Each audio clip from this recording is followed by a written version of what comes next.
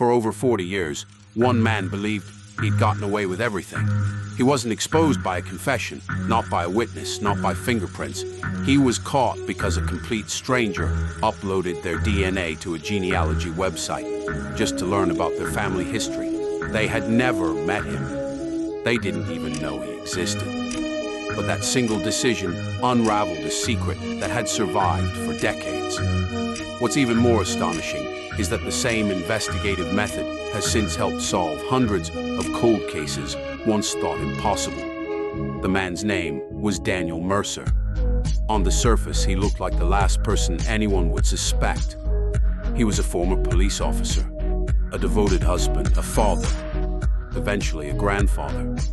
To his neighbors, he was quiet, dependable, and completely ordinary. But behind that ordinary life was a mystery that had haunted investigators for years. Long before anyone knew his identity, law enforcement believed they were chasing several different criminals. In one city, they searched for the Riverside Prowler. In another, they hunted the Valley Intruder. Elsewhere, detectives feared the Midnight Hunter. Different names, different investigations, different police departments. No one realized they were all searching for the same man. As the years passed, the attacks stopped. The leads disappeared. Case files were boxed away. Families were left waiting for answers that never came. Little by little, hope faded. And somewhere, Daniel Mercer quietly convinced himself he had escaped justice forever.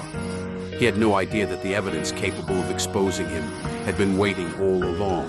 It just needed the right person to unknowingly unlock it. The nightmare had ended, but the mystery refused to die. Detectives knew the same man was responsible for dozens of crimes spread across California. They finally connected the patterns, the timing, the methods, the evidence. The different nicknames all pointed to one person, Daniel Mercer. The problem was, no one knew who Daniel Mercer really was. Investigators searched for years. They interviewed thousands of people. They compared fingerprints. They followed anonymous tips. Every promising lead ended the same way: nothing. As the years turned into decades, another problem became impossible to ignore. The crimes had happened across multiple cities and counties. Each department had built its own case, its own files, its own suspect lists. For years, no one had been looking at the full picture. By the time everything was connected, valuable time had already slipped away.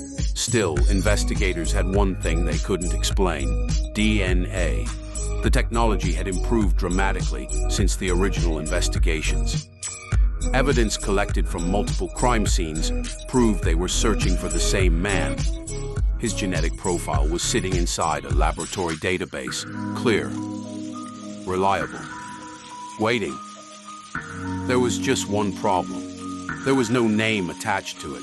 Every search came back empty.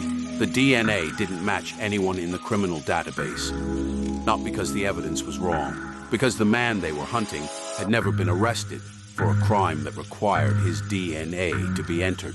It was like having the world's most detailed fingerprint. With no owner, years passed. Then more years. Retired detectives watched the case gather dust. Victims wondered if justice would ever come. Many believed the mystery would remain unsolved forever.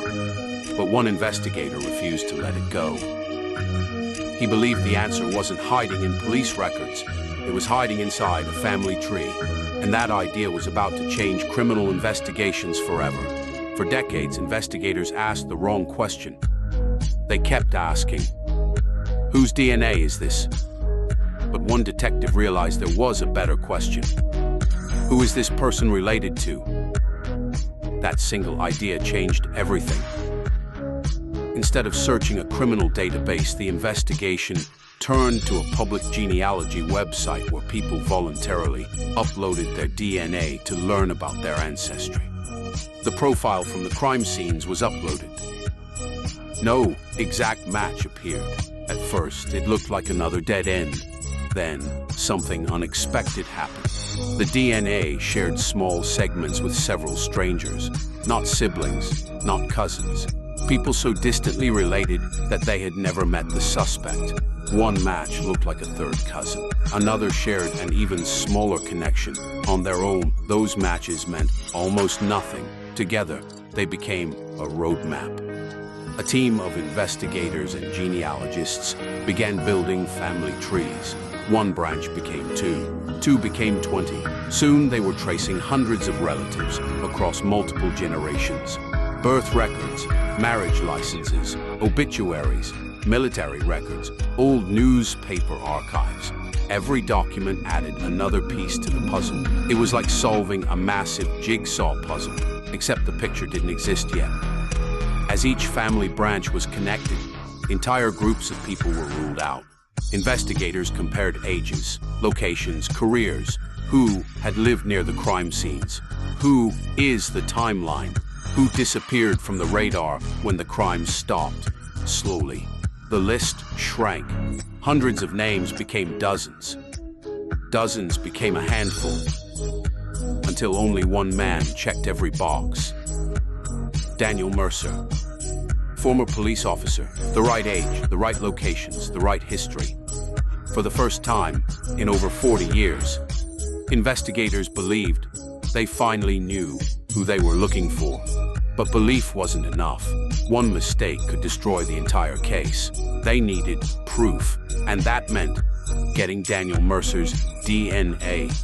Without him ever realizing he was being watched, investigators finally had a name, but they still didn't have proof. A family tree could point them in the right direction. It couldn't put someone behind bars. If they were wrong, 40 years of work would fall apart. So they watched Daniel Mercer from a distance. Every move, every routine, every stop. He had no idea he was under surveillance. To the world, he was just another retired grandfather living a quiet life. To investigators, he was the man who had slipped through their fingers for decades. They couldn't ask him for a DNA sample. That would alert him immediately. Instead, they waited. Patiently. Silently. One ordinary day, Daniel threw something away. To him, it was worthless. To investigators, it was the final piece of the puzzle.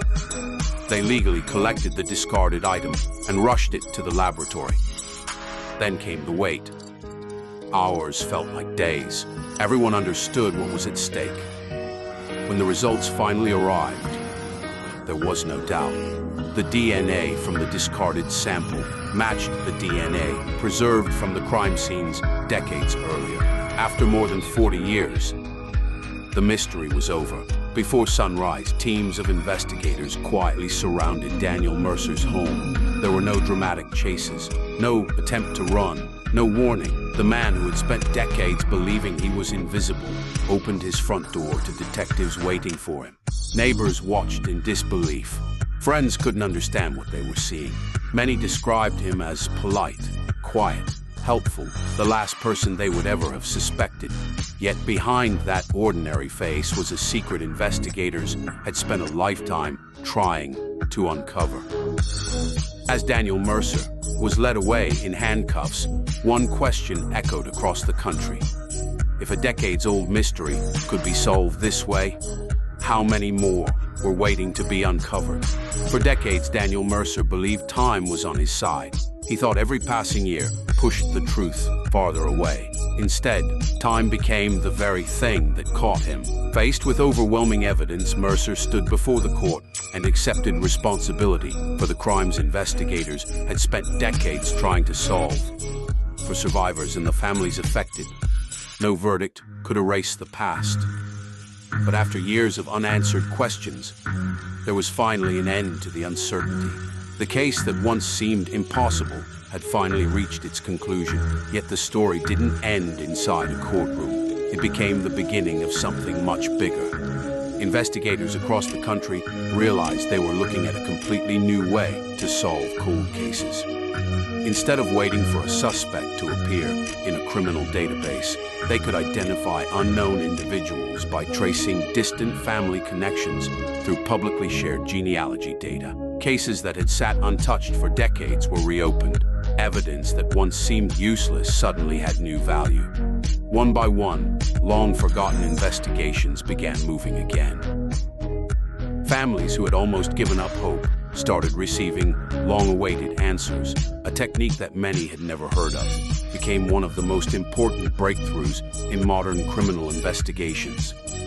It proved that the smallest clue could outlast the biggest secret, and it sent a message that reached far beyond a single case. No matter how much time passes, no matter how carefully someone hides, the truth has a way of finding its own path. Sometimes it isn't uncovered by a witness. Sometimes it isn't revealed by a confession. It's hidden inside a family tree, waiting for one unexpected click. The man who believed DNA could never lead back to him was ultimately exposed by someone he had never met. A distant relative searching for nothing more than their family history. And from that moment forward, cold cases across America were never investigated the same way again.